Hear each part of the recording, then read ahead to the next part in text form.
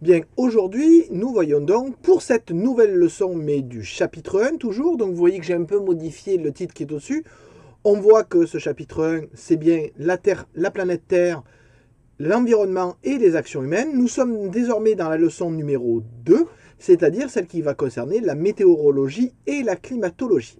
Donc nous avons vu jusque-là que la planète Terre avait des particularités, notamment des mouvements qui expliquaient une activité externe et une activité interne. Interne, volcanisme, séisme, externe, les ouragans, les vagues et les courants. Et c'est justement là que nous guident ces leçons. Nous arrivons donc à la notion de météorologie, le fait que la personne à la télé vous dise le temps qu'il va faire demain, et de climatologie, savoir si on est dans un climat sec ou froid.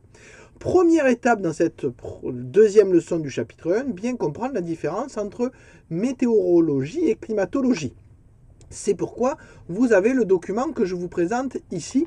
Donc, première chose sur la météorologie, savoir ce qu'est un épisode méditerranéen ou Cévenol. Alors, vous avez donc plusieurs documents. Ces documents sont, petit 1, une infographie tirée d'un journal, et ici, l'explication de ce qu'est un phénomène cévenol ou méditerranéen. Vous avez donc un schéma qui vous prend ici l'explication en schéma avec l'air chaud qui se fabrique en début d'automne. En ce moment d'ailleurs c'est ce qui se passe puisqu'on a quand même un automne qui est relativement chaud.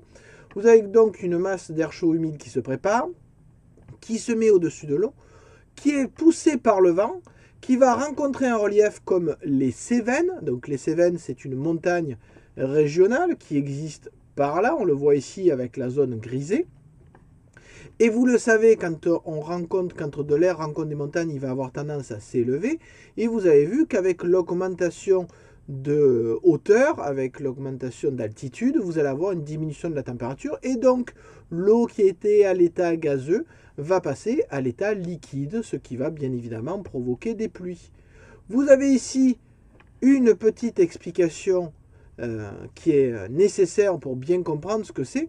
Et vous allez avoir, juste après cette explication, un petit film qui va vous permettre de répondre aux questions que je vous présente juste après. Donc je vous mets le film et je vous reprends juste après pour les questions.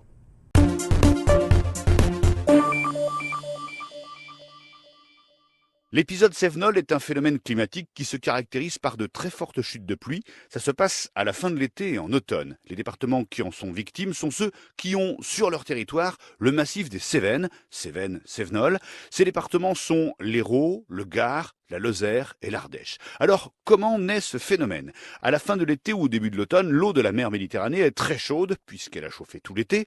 La Méditerranée est alors un véritable réservoir à vapeur. Et dans le même temps, les premières masses d'air froid descendent du nord de l'Europe. Cela forme des dépressions qui vont ensuite donner de la pluie. Et là, c'est la deuxième phase. Les flux humides remontent de la Méditerranée vers les terres et vont venir buter contre les reliefs des Cévennes. Au contact de ce massif, l'air humide se refroidit, se condense et donne des pluies importantes qui restent bloquées sur les secteurs qui se trouvent au pied des Cévennes. Les pluies ne s'échappent pas, elles ne continuent pas leur chemin vers le nord. Résultat, des cumuls de précipitations très importants localement.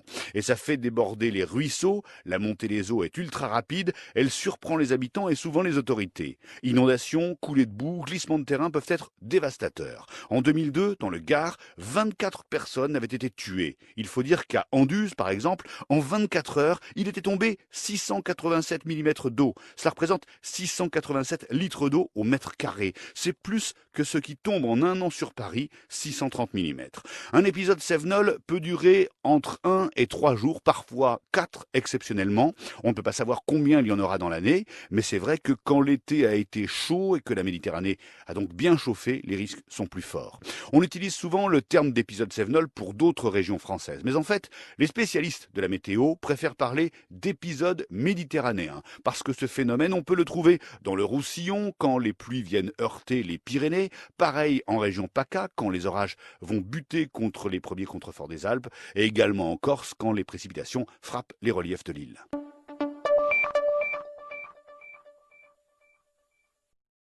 Donc les 4 premières questions, vous les voyez ici. Première question relativement simple. Qu'est-ce que c'est qu'un épisode Cévenol?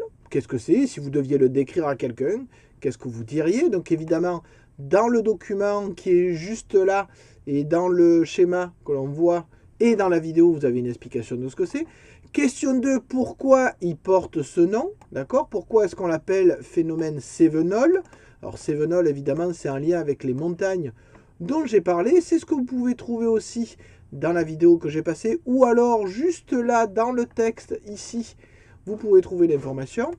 Est-ce que c'est un phénomène global ou local? Alors, phénomène global, est-ce qu'il se produit sur l'ensemble d'un pays ou toute une région du monde, ou est-ce qu'il se produit à un endroit très précis?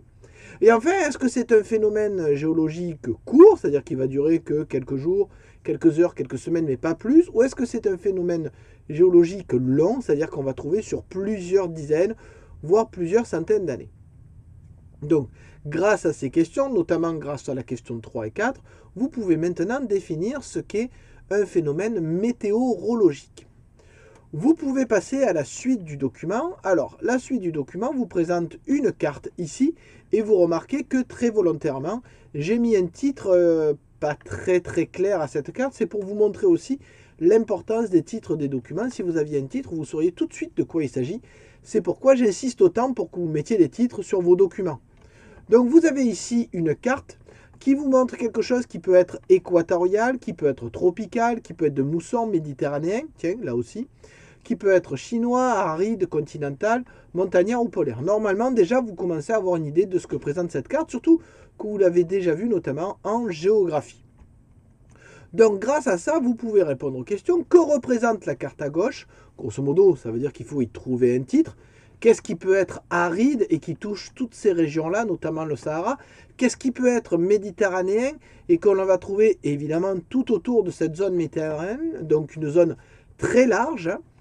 Et ensuite, ces zones sont-elles temporaires ou existent-elles depuis longtemps? Donc bien évidemment, c'est à relier avec votre cours de géographie. Si vous avez un climat aride au Sahara, ce n'est pas quelque chose qui va être spontané ou très court.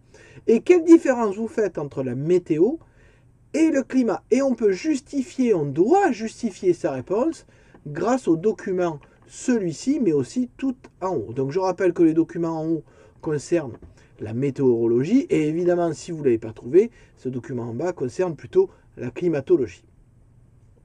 Une fois ces documents faits, vous pouvez passer à la suite, c'est-à-dire une carte qui va vous présenter et vous faire comprendre comment sont liés les mouvements marins et notamment les courants marins. Oui, parce que vous vous souvenez, on avait parlé des vagues, mais pas des courants marins.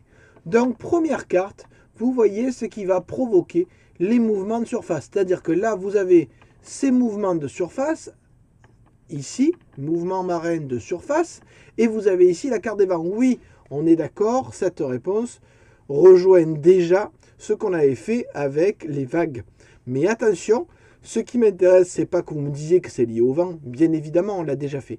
Ce qui m'intéresse, c'est comment vous allez expliquer cette réponse en comparant les deux cartes.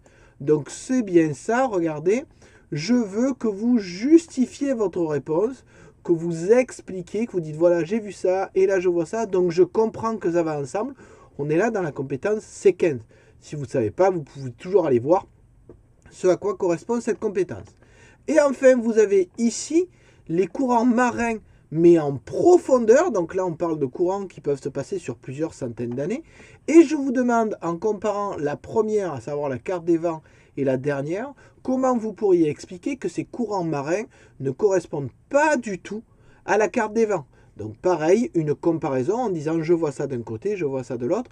C'est un paragraphe argumenté, donc ne vous contentez pas juste d'une phrase, faites plusieurs phrases pour dire ce que vous avez vu, comment vous la comparez et à quelle conclusion vous arrivez, sachant que la conclusion est là. Expliquez pourquoi on ne peut pas dire que les courants marins profonds ne dépendent pas du vent. D'accord? Donc il faut bien montrer que ces courants marins ne dépendent pas du vent. Vous avez déjà la conclusion, à vous de construire la justification. Donc vous avez là l'ensemble des documents qu'il faudra étudier. Vous avez là l'ensemble des documents qu'il faudra étudier cette heure et qui vous permettra d'arriver à une conclusion pour bien comprendre la différence entre météorologie et climatologie.